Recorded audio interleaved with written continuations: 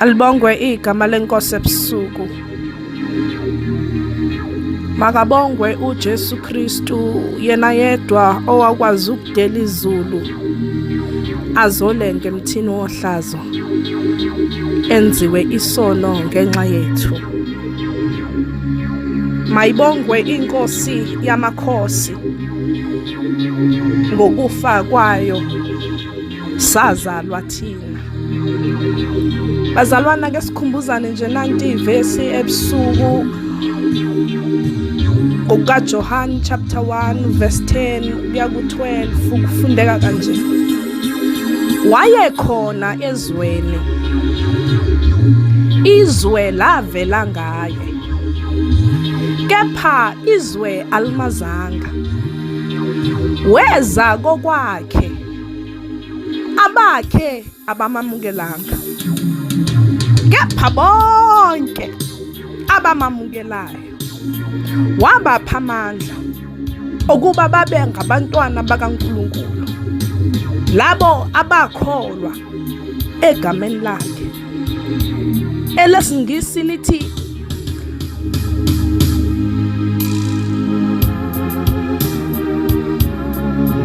he gave the right, authority, privilege to become sons of God. He gave them the right and the authority, the privilege to become sons of God. Ebusuku ngizokukhumbuza nje leyo nto. You are a son of God. Akunandaba ukuthi ukuphi njengamanje, akunandaba ukwenzala njengamanje. Into engizokukhumbuza yona iyodwa nje. You are the son of God. Incwadi yamaGalatians chapter 4 kuya ku6 lithi lokhu ningamadodana, uNkulunkulu uthumile umoya wendodana yakhe ezinhlizweni zenu, omemeza ethi Abba Father. Lokhu ningamadodana ngenxa yalento yokuthi senenziwa amadodana. God has sent forth the Spirit of His Son into your heart. Umemeza la enhlizweni yakho athi Abba Baba. And the Holy Spirit uyakhala ngenxa yethu. The Holy Spirit uyakhala ngathi.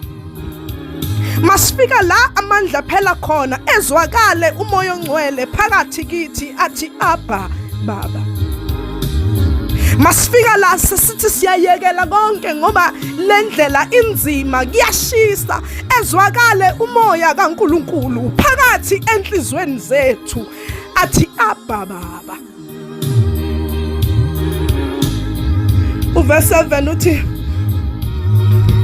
therefore you are no longer slaves but the son of God, and if you are a son,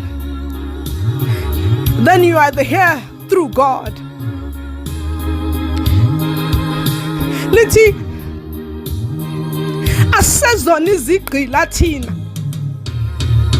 kodwa sesingamadodana kaNkulunkulu. Kepha lokho sesingamadodana nje, sizindlalifa zikaNkulunkulu. Noma singaze sicindezelwe, kodwa thina sezona izigqila, kepha singamadodana kaNkulunkulu. Noma iminyango ebheka empumelelweni ngavaleka yonke, kodwa thina sezona izigqila, singamadodana kaNkulunkulu. Uthi ohlabelelayo, ifa lethu ligciniwe ezulwini, lapho amasela angeke asakwazi ukulithinta khona. Lalela, you are the son of God. Uyindodana kaNkulunkulu wena.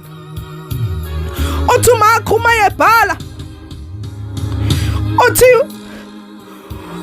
after uJesu esebhaphathisiwe uJohn, immediately the Spirit of the Lord drove him to the wilderness. Mark chapter 1 verse 12. And he was in the wilderness 40 days, being tempted by Satan. And he was with the wild animals and the angels, and they were ministering to him continuously. Noma izwe lingamazanga, noma abakhe bengammonanga, kodwa izilwane zasendle, oShabhaya nengilozi zasezulwini zeza kuye zamkhonza. Noma abantu ayedela inkazimulo ngenxa yabo bengammonanga, kodwa izilwane zasendle zona zambona. Angazi noma ingilozi zazisivala amehlo ngamaphiko zithi noma usenyameni kodwa uyindodana kaNkulunkulu. Angazi ukuthi kwawenzakalani, kodwa ngiyayibona ingilozi zithi noma usendle ikhona into esiyaziyo ngawe. You are the Son of the living God. Manje bezalwana asishumayeli la, ngoba sinesikhathi esiningi kuyi-lockdown, kodwa sishumayelela into yokuthi noma uku-lockdown, lalela, you are the Son of God. Noma uku-lockdown ungasekwazi ukufellowship, lalela, don't lose your assignment.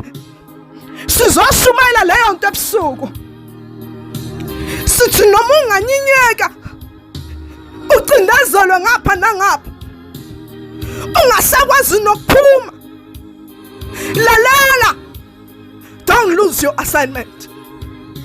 Khumbula into eyodwa, izulu lithambile. You are the Son of God. You are the Son of God. Arise, arise, arise. You are the Son of God.